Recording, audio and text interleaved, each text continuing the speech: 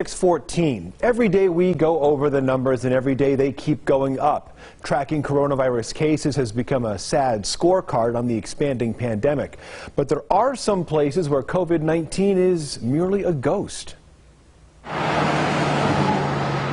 In Goldfield, they love to live in the distant past.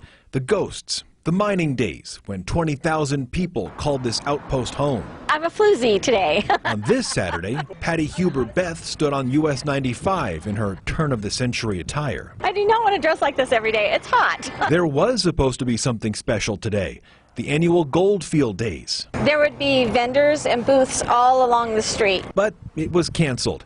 You can imagine why. Not very many people stopping. The coronavirus. There just wasn't enough time to be able to put anything together. Today, less than 300 people call Goldfield home. In all of Esmeralda County, there are less than 1,000 people.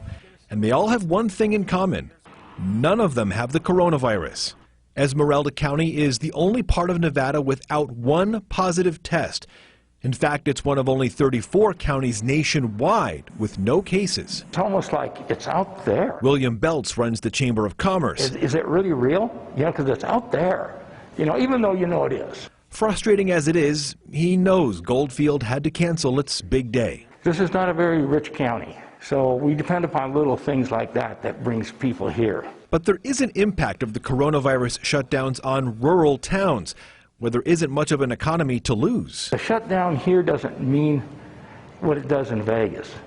We don't have a Home Depot, we don't have a Walmart, so what are you shutting us off from? As a former nurse, Huber-Beth tries to remind her neighbors how serious the pandemic could be in a small town. Even some people who in the past may have scoffed at it, they're now being much more cautious. In Goldfield, it's hard to find a trace of the coronavirus.